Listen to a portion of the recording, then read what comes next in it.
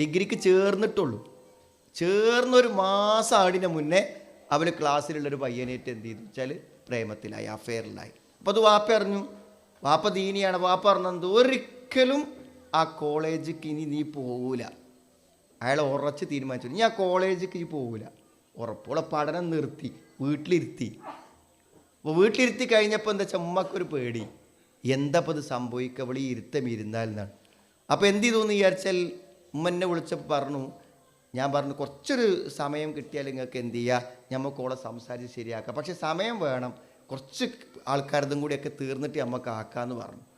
അപ്പോൾ ആ സ്ത്രീ എന്നോട് പറഞ്ഞത് എന്താ അറിയോ, ഒരു ദിവസം പോലും വൈകാൻ പറ്റൂല. അപ്പോൾ ഞാൻ എന്ത് ചോദിച്ചു, ആദ്യം അവളെന്താ വെച്ചാൽ ടെറസിൻ്റെ മുകളിൽ നിന്ന് ഒന്ന് ചാടിയതാണ്.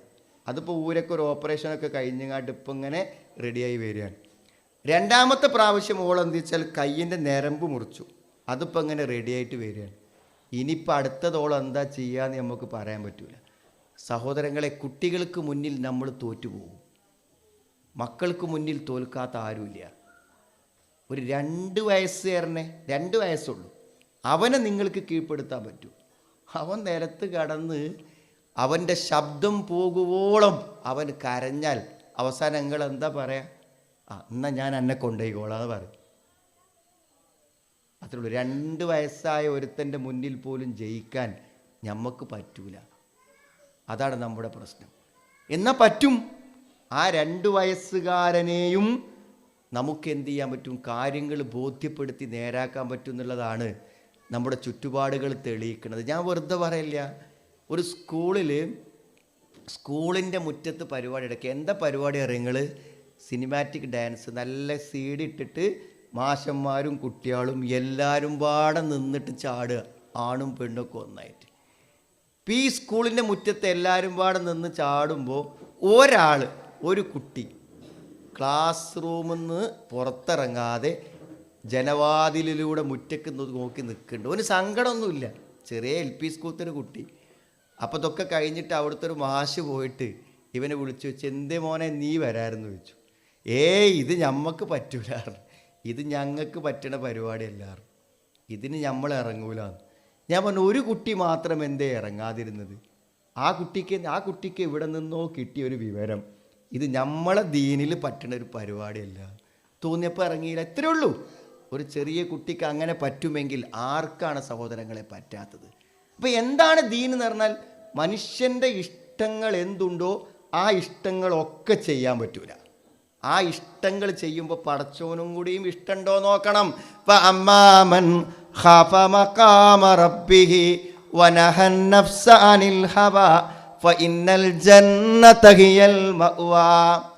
വഅമ്മാമൻ ഖാഫ മഖാമ റബ്ബിഹി, തൻ്റെ റബ്ബിൻ്റെ സാന്നിധ്യം ഭയപ്പെടുകയും, എൻ്റെ റബ്ബെന്നെ കണ്ടുകൊണ്ടിരിക്കുന്നു, എൻ്റെ റബ്ബിൻ്റെ മുന്നിൽ ഞാൻ ഒറ്റയ്ക്ക് ചെന്നുകൊണ്ടൊരു വിചാരണക്കു നിൽക്കേണ്ടതുണ്ട് എന്ന ചിന്ത കൊണ്ട്, വനഹൻ നഫ്സ അനിൽ ഹവാ, തൻ്റെ ഇച്ഛകളെ, തൻ്റെ ആഗ്രഹങ്ങളെ, തൻ്റെ മോഹങ്ങളെ ആർ തടസ്സപ്പെടുത്തിയോ, ആർ തടഞ്ഞു വെച്ചുവോ, ഫഇന്നൽ ജന്നത ഹിയൽ മഅ്വാ, സ്വർഗമാകുന്നു അവൻ്റെ അഭയസ്ഥാനം.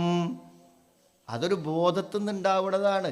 ചെയ്യാൻ പറ്റണതേ ചെയ്യാവൂ, ചെയ്യാൻ പറ്റാത്തത് ചെയ്യാൻ പറ്റൂല എന്ന ഒരു ബോധം. അതാണ് ഇസ്ലാമിക ബോധം. അതാണ് ഖുർആൻ കൊണ്ട് കിട്ടുന്ന ബോധം. സഹോദരങ്ങളെ, ഇതുകൊണ്ട് മാത്രമേ മാറ്റാൻ പറ്റുള്ളൂ. നമുക്ക് എന്താ പറ്റിയ നിങ്ങൾ, വലിയ ആൾക്കാരാണെങ്കിലും ചെറിയ ആൾക്കാരാണെങ്കിലും ഒക്കെ പറ്റിയ എന്താ വെച്ചാൽ, നമ്മളിപ്പോൾ എന്താ വെച്ചാൽ ഒരു പെൺകുട്ടിയാണെങ്കിൽ ഒരു മഫ്തൊക്കെ ഇട്ട് ഒരു ഫുൾ കൈയൊക്കെ ഇട്ടിട്ട് ഒരു 5ാം 6ാം ക്ലാസ് വരെയൊക്കെ മദ്രസയിലാണ് പോയാൽ ഓക്ക് ദീന് കിട്ടിയില്ലെന്ന് നമുക്കറിയില്ല, കിട്ടിയെന്നാണ് നമ്മൾ ഉറപ്പ്. മനസ്സിലായി? അതുകൊണ്ട് കൗൺസിലിങ്ങിനൊക്കെ കുട്ടികളെ കൊണ്ടുവരുമ്പോൾ ആദ്യം വാപ്പിയും പറയാം, എന്തേ ഇവൾക്ക് പറ്റിയെന്ന് അറിയില്ല, ഓൾ ഈ മഫ്ത അയച്ചിട്ട് എങ്ങോട്ടും പോകലില്ല, ഒറ്റ വക്ത് നിസ്കാരം ഒഴിവാക്കലില്ല, 8ാം ക്ലാസ് വരെ മദ്രസ് പഠിച്ചു, എന്തേ ഓക്ക് പറ്റി? സഹോദരങ്ങളെ, മദ്രസ് പഠിച്ചോ മക്കനെട്ടോ എന്നുള്ളതല്ല, നമ്മൾ അറിയേണ്ട ചില കാര്യങ്ങൾ നമ്മുടെ മനസ്സിൽ എന്ത് ചെയ്യണം, ഉണ്ടാവണം. ആ വിശ്വാസം കൊണ്ട് മാത്രമേ മനുഷ്യന് ജീവിക്കാൻ പറ്റുള്ളൂ. അത് ഉള്ളിൽ കയറണം. അത് വലിയ ആളാണോ ചെറിയ ആളാണോ, പള്ളി കമ്മിറ്റിൻ്റെ പ്രസിഡൻ്റാണോ സെക്രട്ടറി ആണോ പിന്നെ ഉസ്താദിൻ്റെ മോനാണോ ഒന്നുമില്ല. ഏതൊരുത്തൻ്റെ മനസ്സിൽ ഇത് കയറിയോ അവന് മാത്രമേ ഈ മാറ്റം ഉണ്ടാവുള്ളൂ. ഇന്നമൽ മുഅ്മിനൂനല്ലദീന ആമനൂ ബില്ലാഹി വറസൂലി സുമ്മ ലം യർതാബു വജാഹദൂ ബിഅംവാലിഹിം വഅൻഫുസിഹിം ഫീ സബീലില്ലാഹ് ഉലൈക ഹുമുസ്സാദിഖൂൻ. ഇന്നമൽ മുഅ്മിനൂൻ, വിശ്വാസികൾ ഒരു കൂട്ടം ആളുകൾ മാത്രമാണ്. അല്ലാത്തവരെ കുറിച്ചൊന്നും വിശ്വാസി എന്ന് പറയാൻ പറ്റൂല. ആരാണവർ? അല്ലദീന ആമനൂ ബില്ലാഹി വറസൂലി, അല്ലാഹുവിലും റസൂലിലും അവർ വിശ്വസിച്ചിരിക്കുന്നു. സുമ്മലം യർതാബു, ആ വിശ്വാസത്തിൽ അവർക്കൊരു തരിമ്പ് സംശയവുമില്ല.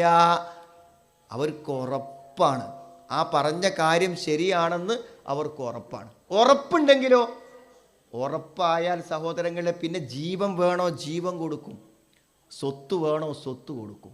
ഉറപ്പായാൽ പിന്നെ അവർക്ക് അതിനേക്കാളും അപ്പുറത്ത് ഇഷ്ടപ്പെട്ട വേറൊന്നില്ല. വജാഹദൂ ബിഅംവാലിഹിം വഅൻഫുസിഹിം ഫീ സബീലില്ലാഹ്, അവർ അവരുടെ ശരീരം കൊണ്ടും അവരുടെ സ്വത്ത് കൊണ്ടും അള്ളാഹുവിൻ്റെ മാർഗത്തിൽ അവർ ധർമ്മസമരം നടത്തും. ഉലൈക ഹുമുസ്സാദിഖൂൻ, അവരാണ് സത്യസന്ധന്മാർ, അവരാണ് ശരിക്കുള്ള വിശ്വാസികൾ എന്നാണ്. അതാണ്ട് ബോധ്യപ്പെട്ടാൽ പിന്നെന്താ പറയുക, എൻ്റെ അപ്പുറത്തേക്ക് വേറൊന്നുമില്ല. ഏതാ ഈ ബോധ്യപ്പെടുന്ന സഹോദരങ്ങളെ? എന്താ ഈ ബോധ്യപ്പെടുന്നത്? ബോധ്യപ്പെടുക എന്ന് പറഞ്ഞാൽ എന്താ അറിയോ? ഇപ്പം ഈ കഴിഞ്ഞ ദിവസങ്ങൾ കണ്ടില്ലേ, ഈ ഇവിടെ ഈ മലപ്പുറം ജില്ലയിൽ തന്നെയാണ് അത്. ഒരു പുഴയിൽ ഒരു ചെറുപ്പക്കാരൻ കുളിക്കാൻ ഇറങ്ങിയപ്പോൾ ഒലിച്ചു പോയി. അപ്പോൾ ഒലിച്ചു പോയപ്പോൾ എന്ത് ചോദിച്ചാൽ അവർ മുങ്ങിയെടുക്കാൻ വേണ്ടി ഒരു വലിയൊരു മുങ്ങൽ വിദഗ്ധനെ കൊണ്ടുവന്നു. മുങ്ങൽ വിദഗ്ധൻ കുറേ ആളുകളെ പുഴയിൽ നിന്ന് രക്ഷപ്പെടുത്തിയ ആളാണ് അയാൾ. അയാൾ അത്രയും എക്സ്പേർട്ടാണ്. ആര്? പക്ഷെ എന്താ വെച്ചാൽ അയാൾക്ക് വെള്ളത്തിൽ മുങ്ങിക്കൊണ്ടിരിക്കുന്ന സമയത്ത് അറ്റാക്ക് എന്തോ വന്നു. അയാൾ മെല്ലെ കരക്ക് കയറാൻ ശ്രമിച്ചെങ്കിലും പറ്റിയില്ല. അയാൾ എന്ത് ചെയ്തു? അതിൽ മുങ്ങി മരിച്ചു. വേറൊരാളെ രക്ഷപ്പെടുത്താൻ വേണ്ടി പോയ ആളാണ് മുങ്ങി മരിച്ചത്. അതും വെള്ളത്തിൽ നിന്ന് രക്ഷപ്പെടുത്താൻ കഴിവുള്ള ഒരുത്തൻ വെള്ളത്തിൽ മുങ്ങി മരിക്കുന്നു. അതാണ് മരണം എന്ന് പറഞ്ഞാൽ. ഇപ്പം നമ്മളൊന്നും പ്രതീക്ഷിക്കാതെ നമ്മുടെ മുന്നിൽ ഒരു വാതിൽ തുറക്കാനിരിക്കുന്നു. എനിക്കും നിങ്ങൾക്കും എല്ലാവർക്കും അതിൽ പ്രായ വ്യത്യാസങ്ങളില്ല. ആ വാതിൽ തുറക്കുന്നു, ഒരു മരണം.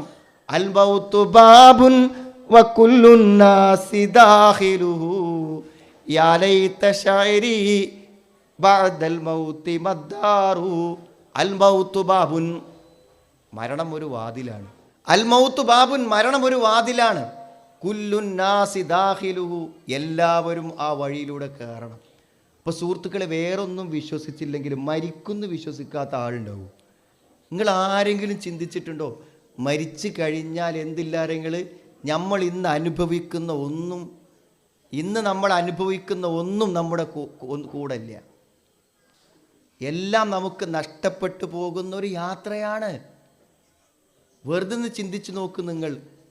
നമ്മൾ ഇന്ന് താമസിക്കുന്ന നമ്മുടെ വീട് വിൽക്കേണ്ടി വരുന്നൊരു സാഹചര്യം നിങ്ങൾക്ക് ചിന്തിക്കാൻ പറ്റുന്നുണ്ടോ? നമ്മളിപ്പോൾ താമസിക്കുന്ന വീട് കടത്തി കുടുങ്ങിയിട്ട് വിറ്റിട്ട് നമ്മൾ പെട്ടിയും സാധനമൊക്കെ എടുത്ത് പുറത്തിറങ്ങി പോകേണ്ട ഒരവസ്ഥ നമുക്ക് ചിന്തിക്കാൻ പറ്റും. ഒരു വീട് ബാക്കിയൊക്കെ നമ്മളെടുത്തുണ്ട്, കുട്ടികളും മക്കളും സ്വത്തും ബാങ്ക് അക്കൗണ്ടും ഒക്കെ ഉണ്ട്. പുറത്ത് പോയി ഒരു വീടുണ്ടാക്കാനുള്ള സാഹചര്യം. പക്ഷെ നമ്മൾ ജീവിച്ചിരുന്ന, നമ്മൾ ഉണ്ടായിരുന്ന നമ്മുടെ വീട് നമുക്ക് നഷ്ടപ്പെട്ടു പോകുന്നത് നമുക്ക് ചിന്തിക്കാൻ പറ്റില്ല. നിങ്ങൾക്ക് അറിയോ, ഇന്നിപ്പോൾ രാത്രി പോയി കിടന്നുറങ്ങുമ്പോൾ ഞാനാണ് മരിച്ചാൽ എനിക്ക് വീട് മാത്രമല്ല അന്യമാകുന്നത്, എൻ്റെ മക്കൾ മാത്രമല്ല അന്യമാകുന്നത്, എൻ്റെ സമ്പത്ത് മാത്രമല്ല, എൻ്റെ ജോലി മാത്രമല്ല, എൻ്റെ ശരീരം പോലും എനിക്ക് അന്യമാവുകയാണ്. എനിക്കൊന്നുമില്ല. അതല്ലേ അള്ളാഹു പറഞ്ഞത്, വതറക്തും മാ ഖവ്വൽനാകും വറാഅ ദുഹൂരിക്കും, നിങ്ങൾക്ക് എന്തെല്ലാം ഉണ്ടോ ഞാൻ അനുഗ്രഹമായി തന്നത് അത് മുഴുവനും നിങ്ങൾ അഴിച്ചു വെച്ച് വേണം പോകാൻ. അപ്പോൾ സുഹൃത്തുക്കളെ, ആ പോക്കിൽ നമ്മൾ ഒറ്റയ്ക്ക് പോകുമ്പോൾ അവനവനെക്കുറിച്ചൊന്ന് ചിന്തിക്കുമ്പോൾ നമുക്ക് എന്താ സംഭവിക്കുക? അതിനൊരു ഉത്തരല്ലേ? എനിക്കും നിങ്ങൾക്കും എന്തു സംഭവിക്കും? എൻ്റെയും നിങ്ങളുടെയും പരിസരത്തുള്ള ഈ വലമ്പൂരിലെ ശ്മശാനത്തിൽ കിടക്കുന്ന നമ്മുടെ പിതാക്കൾ, നമ്മുടെ സഹോദരങ്ങൾ, ബന്ധുക്കൾ, അവർ നമ്മളെപ്പോലെ ഇങ്ങനെ ജീവിച്ച ആൾക്കാരാണ്. ഓലിപ്പോൾ ഖബറിൻ്റെ അടിയിലുള്ളത്. മരിച്ചു എന്ന് നമുക്ക് വിശ്വാസം തോന്നാത്ത ആളുകൾ മാസങ്ങളോളമായി, വർഷങ്ങളോളമായി ഖബറിലാണ്. അവിടെ ഒരു ജീവിതം നടക്കുന്നുണ്ട്. അതാ മനസ്സിലായി, ജീവിതം അവിടെ നടക്കുന്നുണ്ട്, ഒരു ജീവിതം അവിടെ ഉണ്ട് എന്നാണ്. വമിൻ വറാഇഹിം ബർസഖുൻ ഇലാ യൗമി യുബ്അസൂൻ വമിൻ വറാഇഹിം ബർസഖുൻ ഇലാ യൗമി യുബ്അസൂൻ.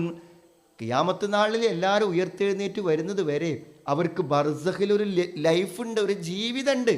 ഒരു സെക്കൻഡ് പോലും അനുഭവമില്ലാതിരിക്കുന്നില്ല. ഒരു സെക്കൻഡ് സമയം പോലും അനുഭവമില്ലാതിരിക്കുന്നില്ല. അങ്ങനെ ഉണ്ട് ഒരു ബ്രേക്ക്. ഇപ്പം നമുക്ക് അനുഭവമല്ലേ, സുഖമോ ദുഃഖമോ സന്തോഷമോ എന്തെങ്കിലുമൊക്കെ അല്ലേ നമുക്ക്. ഇതെന്ത് കബറിലൊന്ന് ഒരു സെക്കൻഡ് പോലും അനുഭവമില്ലാതെ ഒരു മനുഷ്യൻ അവിടെ ഇരിക്കൂല. എല്ലാവർക്കും ആ അനുഭവം എന്തായിരിക്കും? ആ അനുഭവം നമ്മുടെ കർമ്മങ്ങൾക്കനുസരിച്ചായിരിക്കും, നമ്മൾ പ്രവർത്തിക്കുന്ന അനുസരിച്ചായിരിക്കും, നമ്മുടെ ജീവിതം അനുസരിച്ചായിരിക്കും നമുക്ക് ഓരോരുത്തർക്കും കിട്ടുക. അതുകൊണ്ട് സഹോദരങ്ങളെ, നമ്മൾ ചിന്തിക്കേണ്ടത് സത്യമാണ്. മരണം സത്യമാണ്, പരലോകം സത്യമാണ്. വെറുതെ ഒന്നിങ്ങനെ ഖുർആൻ വായിച്ചാൽ നമുക്ക് അങ്ങനെ പെട്ടെന്ന് അങ്ങനെ ഉണ്ട് വിസ്മരിച്ച് കളയാനൊന്നും പറ്റൂല. ആൾക്കാർ പറയും, എന്നോടൊക്കെ പറയലുണ്ട്, പ്രസംഗിക്കുമ്പോൾ നിങ്ങൾ നരകത്തിൻ്റെ ആയത്തുകൾ വല്ലാതെ ഓതരുത്. പിന്നെ എന്തിനാ നരകത്തിൻ്റെ ആയത്ത് അള്ളാഹു ഖുർആനിൽ ഇറക്കിയത്? നരകത്തിൻ്റെ ആയത്ത് അള്ളാഹു ഖുർആനിൽ ഇറക്കിയതല്ലേ, എന്തിനാ ആയത്ത് ഇറക്കിയത്? നരകത്തെക്കുറിച്ച് ആളുകളോട് പറയണത് എന്തിനാണെന്നറിയാം സഹോദരങ്ങളെ? അവർ നരകത്തിൽ പോകാതിരിക്കാനാണ്. അപ്പം നരകത്തിനെക്കുറിച്ചുള്ള പേടി നമ്മുടെ കുട്ടികൾക്ക് ഹൃദയത്തിൽ വേണം. അവർക്ക് മാനസികം പിടിക്കാനല്ല, മനസ്സിൻ്റെ സമനില തെറ്റാനല്ല. ഞാൻ ഇന്നലെ വന്ന മോളോട് ചോദിച്ച്, മോളെ ഇവിടെ ഞാനൊരു മെഴുകുതിരി കത്തിച്ച് വെച്ചിട്ട് നിൻ്റെ ഈ വിരലൊന്ന് ആ മെഴുകുതിരിയിലൊന്ന് പിടിക്കാൻ വേണ്ടി പറഞ്ഞാൽ എത്ര മിനിറ്റ് നീ പിടിക്കും? എത്ര മിനിറ്റ് നീ പിടിക്കും? അപ്പൊ സുഹൃത്തുക്കളെ, ഈ നരകം നിസ്സാരമാണോ? ലതറവുന്നൽ ജഹീം സുമ്മ ലതറവുന്നഹാ ഐനൽ യഖീൻ. ലതറവുന്നൽ ജഹീം, നിങ്ങൾ നരകം കാണുക തന്നെ ചെയ്യും. നിങ്ങൾ നരകം കാണുക തന്നെ ചെയ്യും. ലതറവുന്നൽ ജഹീം സുമ്മ ലതറവുന്നഹാ ഐനൽ യഖീൻ. കണ്ണിൻ്റെ കാഴ്ച ശരിയായ കൺകൊണ്ടു തന്നെ നിങ്ങൾ നരകത്തെ കാണുക തന്നെ ചെയ്യും. അത് സത്യാണ്. വഇം മിൻകും ഇല്ലാ വാരിദുഹാ കാന അലാ റബ്ബിക ഹത്മം മഖ്ദിയ. നിങ്ങളിൽ ഒരാളും തന്നെ ഇല്ല, ഇല്ലാ വാരിദുഹാ, ആ നരകത്തിൻ്റെ അടുക്കൽ വരാത്തവരായി. സുമ്മ നുനജ്ജിൽ ലദീന തഖൗ വനദറുല്ലാലിമീന ഫീഹാ ജിസിയ. എല്ലാവരെയും നരകത്തിൻ്റെ വക്കത്ത് കൊണ്ടുവരും. എന്നിട്ടു നരകത്തിന് കൺകാഴ്ച കാണിച്ചു കൊടുത്ത ശേഷം സൂക്ഷ്മത പാലിച്ചവരെ നരകത്തിൻ്റെ അടുക്കൽ നിന്നും നാം രക്ഷപ്പെടുത്തി കൊണ്ടുപോകും. വനദറുല്ലാലിമീന ഫീഹാ ജിസിയ. അക്രമികളാ നരകത്തിൽ മുട്ടുകുത്തി വീഴുകയും ചെയ്യും. നരകത്തെക്കുറിച്ച് പേടി വേണ്ടേ നമ്മുടെ കുട്ടികൾക്ക്? ഓൽക്ക് മാനസികമൊന്നും ആവൂല. നരകം പറഞ്ഞ് ബോധ്യപ്പെടുത്തി കൊടുക്കണം. എനിക്കും നിങ്ങൾക്കൊക്കെ പേടി വേണം. സക്കാത്ത് കൊടുക്കാത്ത സ്വർണ്ണ വളകളുമായി വന്നപ്പോൾ അള്ളാൻ്റെ റസൂല് പറഞ്ഞ് സുവാറൈനി മിനന്നാർ, നരകത്തിൽ 2 വളകൾ ഇഷ്ടമുണ്ടോ? നരകത്തിൽ 2 വളകൾ ഇഷ്ടമുണ്ടോ എന്നാ ചോദിക്കണത്. അങ്ങനെ ചോദിക്കേണ്ടത് സുഹൃത്തുക്കളെ. അതാണ് നരകമാണ്. അനാഥൻ്റെ സ്വത്ത് തിന്നാൽ അവിടെ വയറിൽ അവർ നിറക്കുന്നത് തീയാണ് എന്നാണ്. ഇബ്രാഹിം നബി വാപ്പനോട് പറഞ്ഞ എന്താ? യാ അബതി ഇന്നി അഖാഫു അൻ യമസ്സക അദാബും മിനർ റഹ്മാൻ ഫതകൂന ലിശ്ശൈത്താനി വലിയ. ഇത് വാപ്പനോട് പറയണം, ഉമ്മനോട് പറയണം, മക്കളോട് പറയണം. പൊന്നു വാപ്പ, നരകം എൻ്റെ വാപ്പാനെ തൊടുന്നത് എനിക്ക് സഹിക്കാൻ പറ്റൂല. യാ അബതി ഇന്നി അഖാഫു അൻ യമസ്സക അദാബും മിനർ റഹ്മാൻ. പരമകാരുണ്യകൻ്റെ നരകം, പരമകാരുണ്യകൻ്റെ ശിക്ഷ എൻ്റെ വാപ്പയെ തൊടുന്നത് ഞാൻ പേടിക്കുന്നു എൻ്റെ പിതാവേ. അതുകൊണ്ട് വാപ്പ, നിങ്ങൾ ഈ ബിംബങ്ങൾ ആരാധിക്കരുത്. നിങ്ങൾ ഞാൻ പറയണത് കേൾക്കണം, എൻ്റെ വഴിയിലേക്ക് വരണം. സുഹൃത്തുക്കളെ, ഈ പേടി എപ്പോഴാണ് ഉണ്ടാക്കേണ്ടത്? പ്രേമത്ത് കുടുങ്ങുമ്പോഴല്ല, കഞ്ചാവിൻ്റെ ലഹരിയിൽ നിൽക്കുമ്പോഴല്ല, അവിഹിതങ്ങളിലേക്ക് പോകുമ്പോഴല്ല. ജീവിതത്തിൽ അങ്ങനെ ഒരു ബോധം വേണം. ബോധം ഉണ്ടെങ്കിലോ ഓൻ എങ്ങോട്ടും പോവില്ല. ആ ബോധം കൊണ്ട് മാത്രമേ നമുക്ക് ആളുകളെ തടുത്തു നിർത്താനും തടഞ്ഞു നിർത്താനും നന്മയിൽ നിൽക്കാനും പറ്റുള്ളൂ. അള്ളാഹു നരകം പറഞ്ഞപ്പോൾ ഒരു വിട്ടുവീഴ്ചയും ചെയ്തിട്ടില്ല. വലഹും മഖാമിഉ മിൻ ഹദീദ്, ഇരുമ്പിൻ്റെ ദണ്ടുകളുണ്ട് അവർക്ക് നരകത്തിൽ. അന്നാറു യുഅറദൂന അലൈഹാ ഉദുവൻ വഅശിയ, രാവിലെയും വൈകുന്നേരവും നരകം അവർക്ക് പ്രദർശിപ്പിച്ചു കൊണ്ടിരിക്കും. ത്വആമൻ ദാ ഗുസ്സത്തിൻ വഅദാബൻ അലീമ, തൊണ്ടയിൽ കുടുങ്ങുന്ന ആഹാരങ്ങളുണ്ടവർക്ക്, വേദനിക്കുന്ന ശിക്ഷകളുണ്ടവർക്ക്. വുജൂഹും യൗമഇദിൻ ഖാശിഅ ആമിലത്തുൻ നാസിബ തസ്ലാ നാറൻ ഹമിയ, ചുട്ടുപൊള്ളുന്ന നരകത്തിൽ അവർ കടന്നെരിയും. തുസ്കാ മിൻ ഐനിൻ ആനിയ, ചുട്ടുതിളക്കുന്ന പാനീയങ്ങളിൽ നിന്ന് അവർ കുടിപ്പിക്കപ്പെടും. ലാ യുസ്മിനു വലാ യുഗ്നീ മിൻ ജൂഅ്, വിശപ്പിനത് പരിഹാരമല്ല, അവരുടെ ശരീരത്തിനത് പോഷണം നൽകുകയുമില്ല. ഫഖത്ത അംആഅഹും, അവരുടെ ആമാശയങ്ങൾ ചിന്നിച്ചിതറും. കുല്ലമാ നളിജത് ജുലൂദുഹും, അവരുടെ തൊലികൾ പാകമായി വെന്തുരുകുമ്പോഴെല്ലാം അവർക്ക് മറ്റു തൊലികൾ നൽകിക്കൊണ്ടിരിക്കും. നരകത്തിൽ അവർ അലമുറയിട്ടു കരയും. കാലഖ്സഊ ഫീഹാ വലാ തുകല്ലിമൂൻ, മിണ്ടാതെ കിടക്കുക നിങ്ങളവിടെ, ഇപ്പോൾ നിങ്ങൾ സംസാരിക്കേണ്ടതില്ലെന്ന് നരകക്കാരോട് പറഞ്ഞുകൊണ്ടിരിക്കും.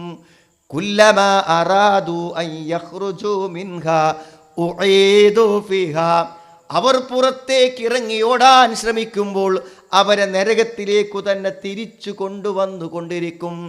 ലാ യമൂതു ഫീഹാ വലാ യഹ്യാ, അവരതിൽ ജീവിക്കുകയുമില്ല, അവരതിൽ മരിക്കുകയുമില്ല. എപ്പോഴെങ്കിലും വരലുണ്ടോ സുഹൃത്തുക്കളെ ഈ നരകത്തെക്കുറിച്ചൊരു പേടി? ആ പേടി മനസ്സിലുള്ളവൻ സുഹൃത്തുക്കളെ ഒന്നും ചെയ്യൂല. ഓരോ ആൾക്കാർ വിളിച്ച് ചോദിക്കുന്ന സംശയം ഉണ്ടല്ലോ, ഇത് ബോധ്യപ്പെട്ട ആൾക്കാർ, നിസ്സാരമായ ഒരു തെറ്റുപോലും അവർക്ക് ചിന്തിക്കാൻ പോലും പറ്റൂല. നമുക്ക് തോന്നും അതൊക്കെ സംശയം ചോദിക്കാണ്ടോ. അത്രമാത്രം ഭയത്തിലാണ് പല ആളുകളും എന്തിന് ജീവിക്കണം. ഇപ്പോൾ ഒരു കഴിഞ്ഞ ദിവസം ഒരു സ്ത്രീ ചോദിച്ച് അത്ഭുതപ്പെട്ട്, എന്താ അറിയോ, ഈ രാത്രി വന്നാൽ അവളെ അങ്ങേയറ്റം മർദ്ദിക്കും. ഫോണിൽ മുഴുവൻ അശ്ലീലമായ പെണ്ണുങ്ങളുടെ വീഡിയോകൾ, വീട്ടിലേക്കൊരു വസ്തു കൊണ്ടുവരില്ല, ഒക്കെ അവരധ്വാനിച്ച് കൊണ്ടുകൊടുക്കുകയാണ്. ഒരു ഭർത്താവിൻ്റെ ഒരു കടമയും നിർവഹിക്കില്ല. അതുകൊണ്ട് എന്താ വെച്ചാൽ ഇയാളെ ഇവൾക്ക് അറപ്പാണ്, അടുത്തേക്ക് പോകാൻ തന്നെ അറപ്പാണ്. പക്ഷെ അവൾക്കുള്ള സംശയം എന്താ, ഇതിൽ പരിഹാരമൊന്നുമല്ല, ഭർത്താവിനെ നന്നാക്കാൻ അതൊന്നുമല്ല. ഇങ്ങനത്തെ ഒരു ഭർത്താവിന് ശാരീരികമായ ബന്ധങ്ങൾക്ക് അനുവാദം കൊടുത്തില്ലെങ്കിൽ, അയാൾ വിളിക്കുമ്പോൾ ചെന്നില്ലെങ്കിൽ എനിക്ക് ശിക്ഷ കിട്ടുമോ എന്നാണ് ചോദിക്കണം. അത് ചോദിക്കാനാ ഫോണ്. ആലോചിക്കണം നിങ്ങൾ. ആർക്കെങ്കിലും സംശയം ഉണ്ടാവും അങ്ങനെ? അവിഹിതങ്ങൾ നടത്തുന്ന, ഒരു ഉത്തരവാദിത്വവും നിർവഹിക്കാത്ത ഒരുത്തൻ വന്നാൽ തന്നെ വീട്ടിൽ മുഴുവൻ പീഡനങ്ങൾ, മക്കളെ കാര്യത്തിൽ ഒരു ശ്രദ്ധയില്ലാത്ത ആൾ, അയാൾക്ക് ചെയ്യേണ്ട കടമകൾ ചെയ്തു കൊടുത്തില്ലെങ്കിൽ എനിക്ക് കുറ്റം കിട്ടുമോ എന്നാണ് വിളിച്ച് ചോദിക്കണത്. എന്തപ്പോൾ ഇതൊക്കെ മനസ്സിൻ്റെ ഉള്ളിൽ പരലോകത്തെക്കുറിച്ചുള്ള പേടിയോണ്ടല്ലേ സുഹൃത്തുക്കളെ? നിങ്ങൾ ആലോചിക്കണം, നമ്മൾ എങ്ങനെ ശ്രമിച്ചാലും ഒരു സമ്പൂർണ്ണ സുഖജീവിതം നമുക്കിവിടെ സാധ്യമല്ല സഹോദരങ്ങളെ. എല്ലാവർക്കും പ്രശ്നങ്ങളുണ്ട്. ഈ ഇരിക്കണ ഏതെങ്കിലും ഒരാൾക്ക് പ്രശ്നങ്ങളില്ല എന്ന് പറയാൻ ധൈര്യമുണ്ട്? എല്ലാവർക്കും പ്രശ്നങ്ങളുണ്ട്. മനോവേദനകളും മാനസിക സംഘർഷങ്ങളില്ലാത്ത ആരുമില്ല. പക്ഷെ നമ്മളെന്താ മനസ്സ് തകരാത്തത്? എന്താ നമ്മുടെ ഹൃദയം പൊട്ടാത്തത്? എന്താ സുഹൃത്തുക്കളെ, നമ്മളിവിടെ സുഖം അനുഭവിക്കാൻ വന്നവരല്ല. നമുക്ക് അറിയും നമ്മളിവിടെ ഒരു സുഖജീവിതത്തിന് വന്നവരല്ല. ഒരു സുഖജീവിതം എങ്ങനെ നമുക്ക് കിട്ടും? പരീക്ഷണങ്ങൾക്ക് വേണ്ടി വന്നൊരു ലോകത്ത് ഒരു മനുഷ്യൻ എങ്ങനെ എല്ലാ സമയത്തും സുഖം കിട്ടും? നമ്മൾ പരീക്ഷണത്തിന് വേണ്ടി വന്നതല്ലേ. ഇന്നാ ഖലഖനൽ ഇൻസാന മിൻ നുത്ഫത്തിൻ അംശാജിൻ നബ്തലീഹി ഫജഅൽനാഹു സമീഅൻ ബസ്വീറാ. മനുഷ്യനെ നാം സൃഷ്ടിച്ചത് അവനെ പരീക്ഷിക്കാൻ. അപ്പോൾ പരീക്ഷണങ്ങൾ ഉണ്ടാവും. മറ്റൊരാൾ മരിക്കണത് നമ്മൾ കാണും, രോഗിയായി കിടക്കുന്നത് നമ്മൾ കാണും, നമ്മളെ മക്കൾ പല പ്രയാസങ്ങളിലും പെടുന്നത് നമ്മൾ കാണും, പല ബുദ്ധിമുട്ടുകളും അനുഭവിക്കും. ഇതൊക്കെ ഇവിടെ ഉണ്ടാവും. പെട്ടെന്ന് സാമ്പത്തികമായി കടം വരും, ബുദ്ധിമുട്ട് വരും, നഷ്ടം വരും, വീട്ടാനാകാത്ത പ്രതിസന്ധി, കച്ചവടം പെട്ടെന്ന് നിലക്കും, മനസ്സിലായി, വീട് വിൽക്കേണ്ടി വരും. ഇതൊക്കെ ഉണ്ടാവും ഇവിടെ. അപ്പോൾ ഇവിടെ അങ്ങനെ ഒരു സുഖം സമ്പൂർണ്ണമായി സാധ്യമാണോ സുഹൃത്തുക്കളെ? പക്ഷെ മനസ്സുകൊണ്ടൊരു സമാധാനം വിശ്വാസിക്ക് കിട്ടുമെന്ന് മാത്രം. അപ്പോൾ എവിടെ നമ്മളെല്ലാ ആളുകളും ഒരു വീടുണ്ടാക്കാനാണ് ഇങ്ങോട്ടേക്ക് പോകുന്നത്, ഒരു സുഖജീവിതത്തിനാണ് ഇങ്ങോട്ടേക്ക് പോകുന്നത്. അതെവിടെ സുഹൃത്തുക്കളെ? ഇന്നല്ലദീന ആമനു വഅമിലുസ്സാലിഹാത്ത് കാനത് ലഹും ജന്നാത്തുൽ ഫിർദൗസ് നുസ്ലാ. വിശ്വസിക്കുകയും സൽക്കർമ്മം പ്രവർത്തിക്കുന്ന ആൾക്ക് അല്ലൊരു വിരുന്നിന് വിളിച്ചിരിക്കുകയാണ്. എപ്പോഴാണ് വരിക എന്ന് വെച്ചിട്ട് ആ വിരുന്ന് പടച്ചോൻ റെഡിയാക്കി. അതാണ് സ്വർഗം. സലാമുൻ അലൈക്കും തിബ്തും ഫദ്ഖുലൂഹാ ഖാലിദീൻ. സലാം, നിങ്ങൾ വിശുദ്ധരായിരിക്കുന്നു, കയറിക്കോളി എന്ന് പറഞ്ഞ് സ്വീകരിക്കുന്ന ഒരു സ്വർഗം. ആ സ്വർഗത്തിന് വേണ്ടിയാണ്. ആ സ്വർഗം നമുക്ക് അറിയണ്ടേ, ആ നരകത്തെ നമ്മൾ പേടിക്കണ്ടേ. ഇതാണ് സുഹൃത്തുക്കളെ പരിഹാരം. ഇത് ബോധ്യമുള്ള ഒരുത്തൻ ഒന്നും ചെയ്യൂല. ഇത് കുഞ്ഞു മനസ്സുകൾ തൊട്ട് അവർക്ക് മനസ്സിലാകുന്ന ഭാഷയിൽ നമ്മൾ പറഞ്ഞു കൊടുക്കണം. അത് പറഞ്ഞു കൊടുക്കാൻ നമ്മളെ ദാവത്തിൽ നമ്മളിപ്പോൾ ബാലവേദിൻ്റെ പരിപാടി ഉണ്ട് അടുത്ത ദിവസം നമ്മുടെ ബിസ്മിൻ്റെ തൊട്ടടുത്തുള്ള സ്ഥലത്ത് വെച്ച്. എന്താണ് ആ കുട്ടിയൊക്കെ നമ്മൾ പാട്ട് കേടിയിട്ട് പറഞ്ഞു കൊടുക്കണം തന്നെയാണ്. ആകാശം പോലെ വിശാലം സ്വർഗം, അരുവികൾ ഒഴുകുന്ന ലോകം. ബാലവേദിയിൽ പാടിയ പാട്ടാണത്. ആ കുട്ടീൻ്റെ മനസ്സിൽ സ്വർഗം ഉണ്ടാവും, ആ സ്വർഗത്തിൻ്റെ ചിത്രമുണ്ടാകും, അവിടുത്തെ അരുവികളുണ്ടാകും, അവിടുത്തെ പഴങ്ങളുണ്ടാകും, അവിടുത്തെ വളകളുണ്ടാകും, അവിടുത്തെ പട്ടുടയാടകളുണ്ടാകും. അത് കുട്ടികളെ മനസ്സിൽ വേണം. അതൊക്കെ ചെറുപ്പത്തിൽ മനസ്സ് കിട്ടിക്കഴിഞ്ഞാൽ പിന്നെ ഉടുക്കും പോവില്ല. അതാ പരിഹാരം. അപ്പോൾ സുഹൃത്തുക്കളെ, നമ്മൾ ചിലത് അറിയേണ്ടതുണ്ട്. പുതിയ കാലം, പുതിയ ലോകം, അതിലൊക്കെ നിലനിൽക്കാൻ ഇസ്ലാമിന് പറ്റും. പക്ഷേ അതിനൊക്കെ ഉള്ളൊരു അറിവും വിജ്ഞാനവും നമുക്ക് വേണം. എന്തപ്പോൾ സംഭവിക്കണമെന്ന് വെച്ചാൽ, കുട്ടികൾക്കൊക്കെ ഇപ്പോഴത്തെ ഒരു മനസ്സ് എന്ന് പറഞ്ഞാൽ ഒരു വിഷമം ഉണ്ടാവരുത്, എല്ലാ സമയവും സന്തോഷമായിട്ട് പോകണം എന്നാണ്. മനസ്സിലായി? അതിനൊരു വിട്ടുവീഴ്ചയില്ല. ഈ വാപ്പാൻ്റെ പട്ടിണിയോ ഉമ്മാൻ്റെ കടോ ബുദ്ധിമുട്ടോ രോഗമൊന്നുമില്ല. അങ്ങനെ ഞാൻ കുറ്റം പറയല്ല, കുട്ടികളുടെ മാനസികാവസ്ഥ മാറി. മനസ്സിലായില്ലേ? നമ്മളൊക്കെ ചെറുപ്പത്തിൽ എങ്ങനെയായിരുന്നു?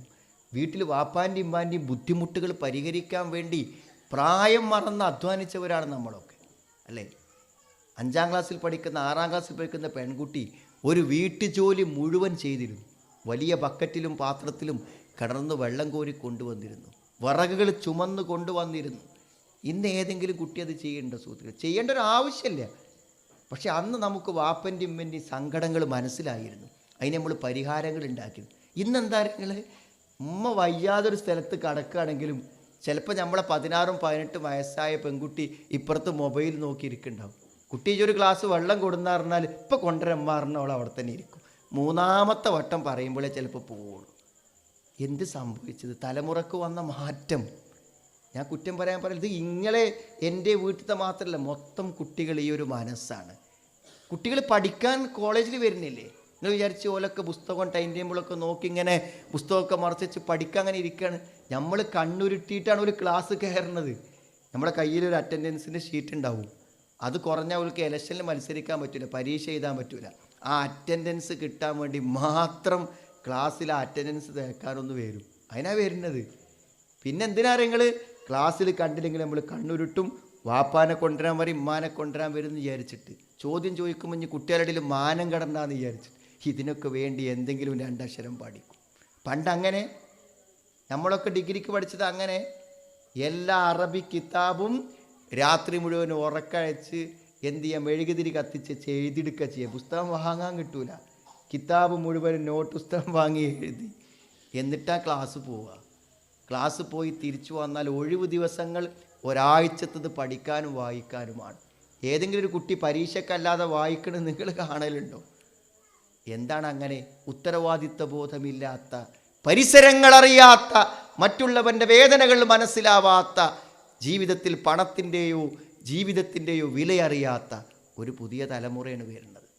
അപ്പോൾ നമ്മൾ കുറച്ച് ജാഗ്രതയായി എന്ത് ചെയ്യണം പറയണം. ഞാൻ പറയും, സ്കൂളിലെ മാഷന്മാർക്കൊക്കെ ഏപ്രിൽ മെയ് മാസം ട്രെയിനിങ് ആണ്. ഇപ്പം കഴിഞ്ഞ ദിവസം മന്ത്രി പറഞ്ഞ് ഞങ്ങൾ താമസിപ്പിച്ച് ട്രെയിനിങ് തരും. 5-6 ദിവസം ഇവിടെ വന്ന് താമസിപ്പിച്ച്. എന്തിനാ ഈ ട്രെയിനിങ് ഒക്കെ അറിയുങ്ങൾ? ഈ കുട്ടികളെ അവർ കൊണ്ടടക്കണമെങ്കിൽ അവർക്ക് അതിന് വേണ്ട ഒരു പരിചയം വേണമെന്നാണ്. നമുക്കൊക്കെ എന്ത് പരിചയം നമ്മളെ കുട്ടികളെ നോക്കാനുള്ളത്? എന്തെങ്കിലും പരിചയമുണ്ടോ? എന്തെങ്കിലും പരിചയത്തിൻ്റെ അടിസ്ഥാനത്തിലാണോ നമ്മൾ കൊണ്ടുപോകുന്നത്? അപ്പോൾ സഹോദരങ്ങളെ, പല അപകടങ്ങളും പല അബദ്ധങ്ങളും വരും. അപ്പോൾ കുട്ടികളെ മനസ്സ് ഞാൻ പറഞ്ഞില്ലേ, ഓൾക്ക് ആസ്വദിക്കണം, അനുഭവിക്കണം, അതാണ് അവർക്ക്. ഇപ്പം ഈ ആസ്വദിക്കാനും അനുഭവിക്കാനും തീരുമാനിക്കുന്ന കുട്ടികൾക്ക് എന്താണെന്ന് വിചാരിച്ചാൽ ഒരു വിഷമം ഓൾക്ക് സഹിക്കാൻ പറ്റില്ല. അതുകൊണ്ട് മിക്കവാറും കുട്ടികൾക്കൊക്കെ ഡിപ്രഷനാണ്, വിഷാദ രോഗങ്ങളാണ്. അവർക്കൊന്നും സഹിക്കാൻ പറ്റില്ല. വാപ്പയമ്മയൊന്ന് തല്ലുകൂടിയാൽ ഓൾക്ക് മാനസികമായി. വീട്ടിൽ കുറച്ച് സാമ്പത്തിക പ്രതിസന്ധി ഉണ്ടായാൽ ഓൾക്ക് മാനസികമായി. എന്തെങ്കിലും ഒരു അസുഖം ശരിക്കും വന്നാൽ മാനസിക. ഒരു കൂട്ടുകാരത്തി തെറ്റിയാൽ മതി ആത്മഹത്യ ചെയ്താലോ എന്ന് ആലോചിക്കുക. ഒരു കൂട്ടുകാരി ഒന്ന് പിണങ്ങിയാലേ ആത്മഹത്യ ചെയ്ത്. ക്ലാസ്സിൽ മാഷൊന്ന് നിർത്തിയിട്ട് എന്തെങ്കിലും ഒരു വാക്ക് പറഞ്ഞാൽ എന്ത് ചെയ്യാണ്, പോണ ട്രെയിനിൻ്റെ മുന്നിലേക്ക് ചാടിയാലോ എന്നാണ് വിചാരിക്കുക. മാനസിക ശക്തിയില്ല, മനസ്സിന് ബലമില്ല. അങ്ങനത്തെ ഒരു പുതിയ തലമുറയാണ് വരാൻ പോകുന്നത്. അപ്പോൾ ഇവർക്കുള്ളൊരു പ്രശ്നം എന്താ നിങ്ങൾ, ഈ ടെൻഷനും ബുദ്ധിമുട്ടുള്ള കുട്ടികൾ ഒരു ചെറിയ കാരണം കിട്ടിയാൽ മതി എന്ത് തെറ്റുക്കും പോകും. തെറ്റുകൾക്ക് അങ്ങനെ ഒരു പ്രത്യേകത ഉണ്ട്. തെറ്റ് ചെയ്യണ സമയത്ത് വല്ലാത്തൊരു സുഖം മനസ്സൊക്കെ കിട്ടും. അതാണ് തെറ്റുകൾ ചെയ്യാൻ മനുഷ്യനെ പ്രേരിപ്പിക്കുന്നത്. അപ്പോൾ ലഹരി, ബീഡി കൊടുന്ന്, സിഗരറ്റ് കൊടുന്ന്, കഞ്ചാവ് കൊടുന്ന്, MDMA കൊടുന്ന്, കോളേജ് കുട്ടികളുടെ സുഹൃത്ത് എന്താ പറയുക, നിങ്ങൾ ഇതൊന്ന് ഉപയോഗിച്ച് നോക്ക് കുറച്ച് സമയം. ലോകത്തന്നെ ആവില്ല, എൻ്റെ എല്ലാ ടെൻഷനും പോകുന്നതാണ്. അപ്പോൾ ആ ടെൻഷനാണ് പോലോ എന്ന് വിചാരിച്ചിട്ടാണ് കുറച്ച് നേരം.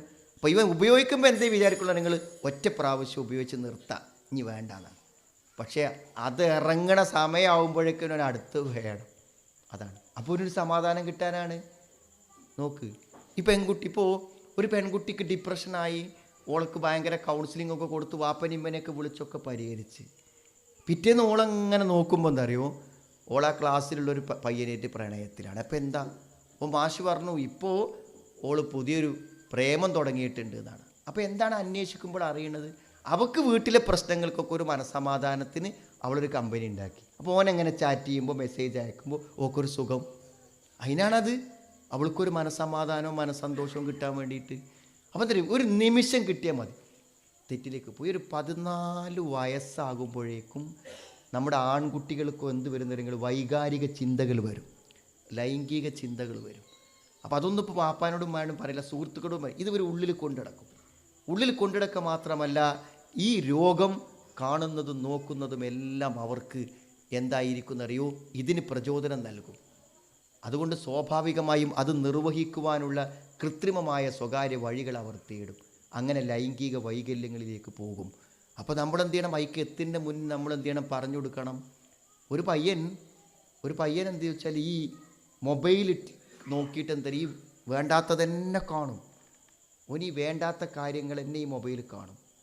കണ്ട് എന്ത് ചെയ്തു എന്ന് വിചാരിച്ചാൽ, ഓൻ്റെ പെങ്ങൾ കുളിക്കാൻ വേണ്ടി കയറിയ കുളിമുറിയിൽ നിന്ന് അവൾ എന്ത് ചോദിച്ചാൽ എന്തോ ഡ്രസ്സ് എന്തോ മറന്നു വെച്ചിട്ട് പെട്ടെന്ന് കയറിയ ഉടനെ അവൾ പുറത്തേക്ക് ഇറങ്ങിയപ്പോൾ കാണുന്നത് അനുജനെയാണ് കുളിമുറിൻ്റെ പുറത്ത്. അവൻ കുളിമുറിയിലേക്ക് നോക്കി നിൽക്കുകയാണ്. ആലോചിക്കണം നിങ്ങൾ. അവൾ പേടിച്ചോടി ഉമ്മൻ്റെ അടുത്തെത്തി. മനസ്സിലായി, പയ്യനെ കൗൺസിലിങ്ങിന് കൊണ്ടുവന്നു. വെറുതെ ചോദിച്ചു, ഓൻ എത്രയോ ചെറുപ്പം മുതൽ ഈ അശ്ലീല വീഡിയോകൾ കണ്ടുകൊണ്ടിരിക്കുകയാണ്.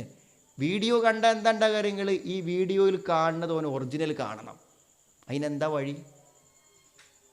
പക്ഷെ ആ ഉമ്മ ഒരു തീരുമാനം എടുത്തു, അവൻ ഈ വീട്ടിലുണ്ടോ ഞാനും മോളും വീട്ടിലുണ്ടാവില്ല. അവൻ ഈ വീട്ടിലുണ്ടോ ഞാനും മോളും ഈ വീട്ടിലുണ്ടാവില്ല. അവനെ കൊണ്ടുപോയാക്കി, ഒരു റെസിഡൻഷ്യൽ സ്കൂളിൽ കൊണ്ടുപോയാക്കി. ആലോചിക്കണം നിങ്ങൾ. നമ്മളിതൊക്കെ വഷളായിട്ടേ നമ്മളിതൊക്കെ അറിയും. കുട്ടികളുടെ മനസ്സോ അവർ തെറ്റിലേക്ക് പോകുന്നതിനെക്കുറിച്ചോ ഒന്നും നമ്മൾ അറിയണില്ല. അവരെ നമ്മൾ നിരീക്ഷിക്കുന്നില്ല.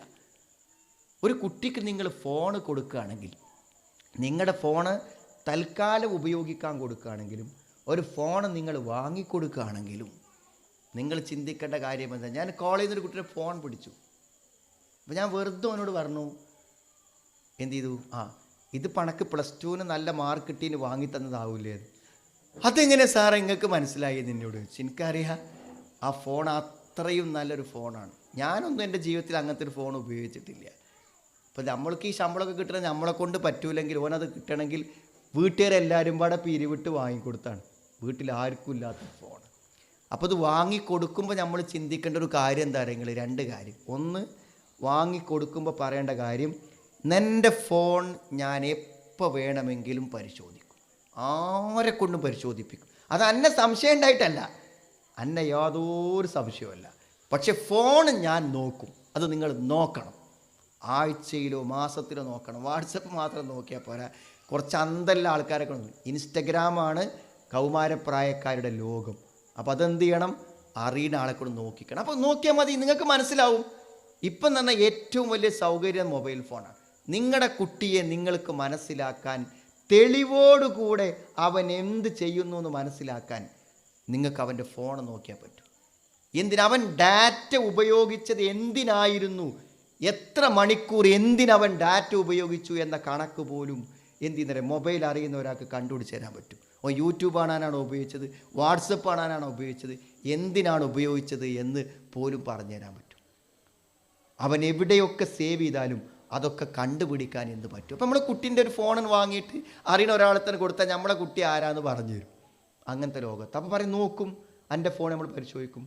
പരിശോധിച്ചിട്ട് എന്തെങ്കിലും അതിൽ തെറ്റായത് കണ്ടാൽ പിന്നെ ഫോൺ നീ കണി കാണൂല. അതോനെ കൊണ്ട് എഴുതി എന്ത് ചെയ്തു, തമ്പ് കൊണ്ട് സീല് വെപ്പിച്ച് ഓരത്ത് പേപ്പർ വാങ്ങണം. പിന്നെ എനിക്ക് മൊബൈൽ അന്നില്ല എന്നുള്ള കംപ്ലൈൻറ്റ് ജീവിതത്തിൽ ഓനുണ്ടാവില്ല. മനസ്സിലായി? ഇതൊന്നുമില്ല. ഒരു കുട്ടിക്ക് മൊബൈലില്ല അറിയും. ഉമ്മാൻ്റെ മൊബൈലും അവൻ്റെതാണ്, വാപ്പാൻ്റെ മൊബൈലും അവൻ്റെതാണ്, താത്താൻ്റെ മൊബൈലും അവൻ്റെതാണ്. എന്നാൽ മൊബൈലില്ല എന്നാ പറയാം.